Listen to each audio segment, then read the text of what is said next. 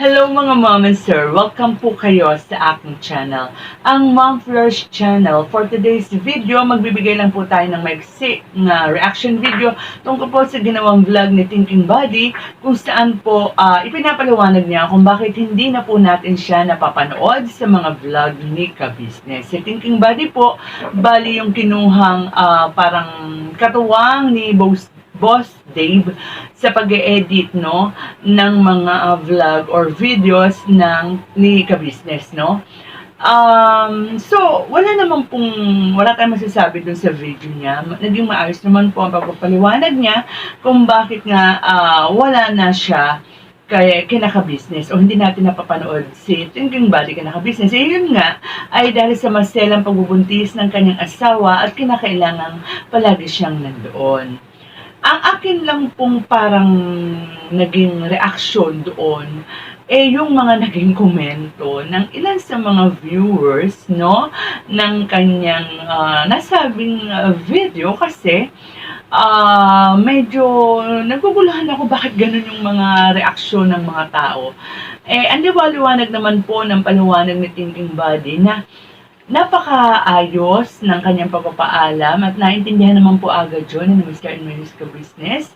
And actually, sinasabi po ni Thinking Body na walang naging problema and napakaayos, napakamaunawain ng ni na Mr. and Mrs. Ka-Business kung bakit itong mga nagko-komento, yung iba, no? Kung ano-ano yung mga sinasabi na kesyo buhat nga raw nang nawala si ganyan, nawala si ganito, at eto nga raw si Thinking Body, talagang hindi na raw magandang panoorin ang Ka-Business, no? Ang Ka-Business official. Well, kung yan po yung mga opinion ninyo, syempre, iginagalang naman po namin.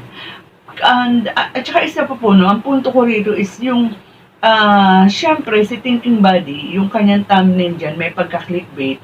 So, dapat pag gumamit ka ng isang thumbnail na clickbait, asahan mo na ang daming mga viewers na sabihin na natin medyo sablay ang mga olihis yung mga kinokomento. So, kung ikaw ay gumamit ng clickbait, dapat siya nakabantay ka o binabasa mo yung mga komento. Kasi marami talaga, no? Proven na marami sa mga viewers, lalo na kung medyo sabihin natin may galit sa isang vlogger, kung ano-ano yung mga sasabihin niyan at hindi na yan papanoorin, nakabatay lamang sila doon sa thumbnail. So, pag ikaw ay gumamit ng clickbait, dapat nga, tulad ng sinabi ko kanina, nakabantay ka doon sa mga komento.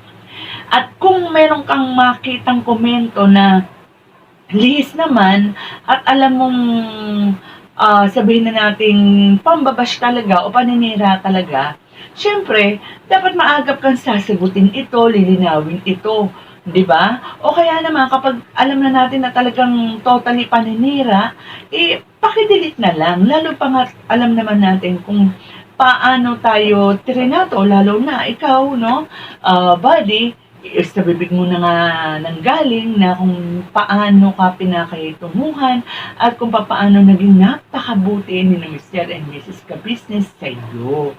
Ikaw ang, sabagay, nilinaw naman yun, no? Ikaw ang, si Thinking Body ang pusang naglaylo muna dahil nga doon sa sitwasyon ng kanyang asawa, di ba?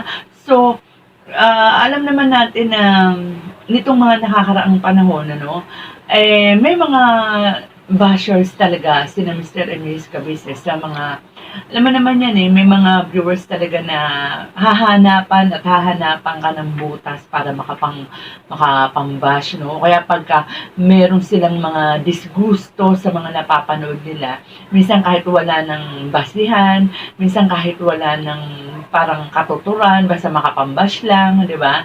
Minsan, no, hindi naman lahat, may mga viewers talaga na hindi ginagamitan ng isip yung sinasabi nila, basta makapagsalita lang sila, no? So, yun nga, tulad ng sinabi ko, total, sabi mo naman, Body, naging mabuti, naging maayos, at sa bibig mo nang galing kung gaano ka bubuti itong sina Mr. and Mrs. Ka-Business. And then, ito nga, sa thumbnail mo, medyo parang clickbait, di ba? Parang nag-i-invite ka ng parang iba't ibang reaksyon na sabihin natin hindi papabor sa ka-business. Sana maagap mong sinagot, no, itong mga bashers na to, o pinaliwanagan sila na mali naman, hindi naman ganito. Kasi actually ang marami akong nabasa na hindi ko, parang sabi ko, napaka-unfair naman, no, kaya ka-business. Yung sinasabi nilang wala na raw silang napapanood sa ka-business, kundi puro sila na lang. Yan, lalo na umalis si Thinking Body, umalis si ganyan. Ang sa atin lang po, may mga kadahilanan. Kung kayo po talaga ay tunay na mga supporters, no, ni ka-business, mapapanood ninyo ang mga dahilan kung bakit nawala itong mga binabanggit nyo dyan, ano? O sabihin na natin, tukuyin na natin, si Damulag, siya talaga yung kusang umalis. Siya yung hindi na nagpakita kinaka-business. Maaaring meron na siyang nahanap na parang sa tingin niya trabaho na mas akma sa kanya. And itong si Power Ranger, kung napanood niyo naman, napakalinaw naman po ng paliwanag ni na Mr. and Mrs. Ka-Business, no? Sa kanya, dahil ayaw, ika nga ni Mr. and Mrs. Ka-Business, no, para doon mga hindi nakapanood, basta na lang ng bash, no? Sa tingin po ni na Mr. and Mrs. Ka-Business, kung aalis po si Power Ranger sa bilang kagwang, mas lalo pang lalaki ang opportunity, no, para sa kanyang sabihin na natin na mas lalawak pa, mas hindi magiging limitado yung kanyang galaw. Lalo't alam naman natin na itong si Power Ranger ay galing sa abroad yan, sana yung kumita ng malaki. Siyempre, medyo hindi naman ganun kalaki, no, ang maibibigay ng ka-business official sa kanya. And ayun na nga, di ba, meron silang sariling channel. Pagkatapos, ito nga si Thinking Body, kung nanood po kayo, ang liwanag ng sinabi niya, siya mismo ang umalis at wala siyang naging masamang experience. Kaya, nalulungkot ako, nakakabasa ako ng ganyan na para po sa akin ay napaka-unfair naman po sa kabutihang loob ni naka-business. Diba? So, siguro po, kung constructive criticism, okay lang po yan, di ba? Kasi hindi naman po naman talaga natin maiaalis. Meron at meron talagang merong hindi magkakagusto, di ba? Hindi naman po natin sinasabi dito na dapat ang lahat ng komento ay magaganda at pabor kinaka-business. Yung atin lang po sana, yung may mga batayan, may mga basehan. Kasi yung mga iba parang paninira na lang, makapagsalita na lang, makapagkomento na lang, hindi naman nila napapanood. Kayo ba'y nanonood sa mga balag ni ka-business para masabi niyo yung mga ganyan?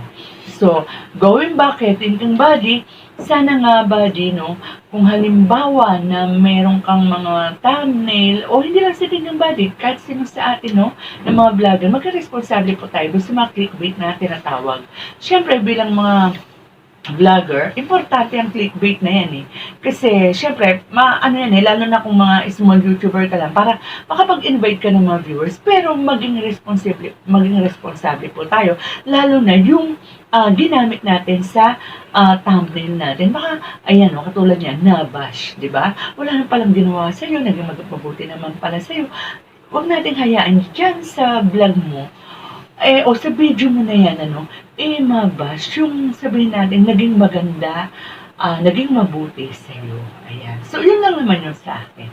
So, with that, mga minamahal natin tagapanood, mga kalingap, mga ka-business, hanggang dito na lang po muna ang ating kwentuhan. Hanggang sa susunod po, mag-ingat po tayong lahat, and God bless.